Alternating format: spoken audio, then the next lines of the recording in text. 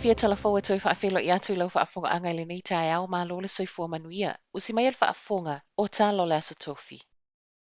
Ua whaatu la fono ina nei ma whaamalo sia le tatau na whai o mask po o ufi fofonga. O le toi tasili minute le se fululua na po le ana amata whaamamalu mai eile nei suinga. Ma o loo whaamalo sia mai lava I whanauta I se fululua tau sanga nga ilunga. Ai ele I saule unga fono le malo ana nafi. O lea sa na o awalo fe malanga ingo lo fa o ngai tangata lau tele. O ila tau e whewa iwa alele, whaapea no fuanga I whainga tau na tau seile lua mita o le vā maisi tangata, sa whaatonuina e ta tau na wha o ngā le ufi fofonga.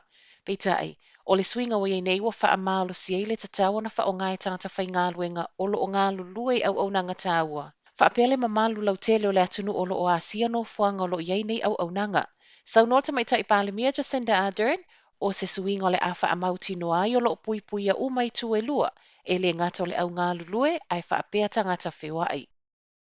O le tu lai vano le tau nei wato e tatalai no fuanga ia nga iei lato wa mai a whaatu langa e whai o lato tui o COVID le so. O le namua I sautalo le tau fia mo le lua aso, peitai, o le swinga wato e whailo mai le malo ana nafi, o le wato e whaatanga tangata ia nga I mo tui, ai o le atu I ti tia le whainu mera I ia no fuanga. So no Jacinda Ardern, o ilato sa whaia bookings mo tui le so, ma wha solo solo atua I aso I luma ai ele I toe maua se isi whi au mai le soifua maloloina, a mea o yeini suinga, e ta tawana nga I pea mo tui e pea na wha langa. Ai mo ilato wa mai a wheso ta I atu I ai le soifua maloloina ma toe tu I tua, no fo I le fale mausi ta ia le suinga o aso wa iai, ona o le tau sisi o le saunga le mui no fuanga lo whaiai tui. Ele o iai se suinga il kulupu wha se fulu tau sanga nga ilunga le ana tatala ana nafi a wanoa e ta ofi ma whaatulanga I a wanoa mo tui. Ma o lea ua whautua ina ia ngai I le bookmyvaccine.co.nz e whaiai bookings. Ua ngai leo e su ele DNA o le pepe na maua I le la pisi le vai aso nei au kilani. O lea alo le toto na maua I le nofuanga lo au ina atu ai la pisi recycle I o nehanga. Ma I whamtalanga mai leo na avatu e te avale o lo au ina I la pisi. So enga na whai na tino maliwana na fi wha amau tino mai ei o le alo tamaitai. Ma o lea na ola I le vao le tolus fuluiva I le fase fulu vai aso. Fa ilo ele ofisa o leo talu ona fa atalo sanga ina mai tanta lau tele mo se feso soani. Ele o lava fa mtalanga watu ina atu e feso soani a lato so enga. O le solo o fuafu e fa alawi loa I ata na maua mai le CCTV e au fia I lava ma si ato. Ma wato e talo sanga mai ele ofisa I so o se tase sila fia le tina o lea pepe e vave feso o ta I atu. O le popolenga o lo iai nei o le tūlanga malo loino o le tina mai le taimina tu ese inai ma le pepe. O le soe whaangatai le periota na tu ina mai tāta New Zealand e fo ia I ainga.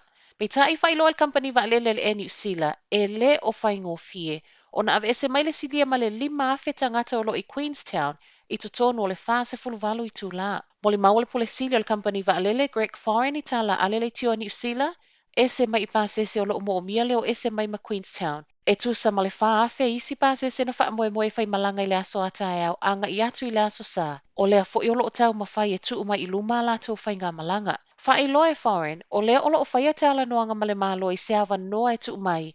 Wha a umi ai le periota o lea lofa tu noa mo I lato e le o ma whai ona maua ava noa. I whai ngā malanga wa alele I tutonu o le lua aso na au mai. E o mai le taimina tu ufa atasi ai talafou, e le I maua se talia le malo. I tu unga le la asanga o lapata inga vaenga whao lo I New Zealand le taimile nei. E na o au nanga tā ua e wha o ngai wa alele.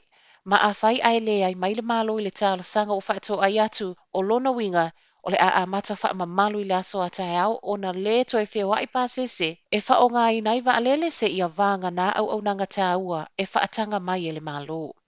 Matala muli, wa le fia tangata o le community a Northland I tangata le usi ta ia au kilani. Reporti le staff, ta wifi ta wafe ta avaleanga I atu I matu mai au kilani, ma lato va a whangota o wila vilivae fa pea caravans I le mai asawo fa asilisilango o tapu lea ua iai New Zealand atoa. Fa maonia fo ile NZTA fa mtalanga me tangata Northland I le telo ta avaleanga I atu I matu I le awa uli o le asolua, le ana sa waitala wa mawal community case I tutonu New Zealand. Ua whaase ai fo I matangata Northland I le ai o ni leo ngā leo I tua oio au kilani e pei ona masani ai I taimi o tapu. Wa maua mai fo I tala le NZTA, tūlanga lava fo I lea na yeile to atele na tu ua Wellingtone I le pō lava leo le asolua. O leo saunoa le komesina o leo Andrew Costa, e le o moʻomia le whai o ni poloka a leo i tua oi. Ma e moni o lea ua mai tauina o le toʻatele ua pei o loo anga i ta whaonga. Ta ua ia Costa, o le awha o popo leo i lunga o awala e whesilingia whe malanga inga, po o whewa ai ona o ni au nanga tāua, be tā la whea ngai foi. Tala naol tae au manuia nei aso.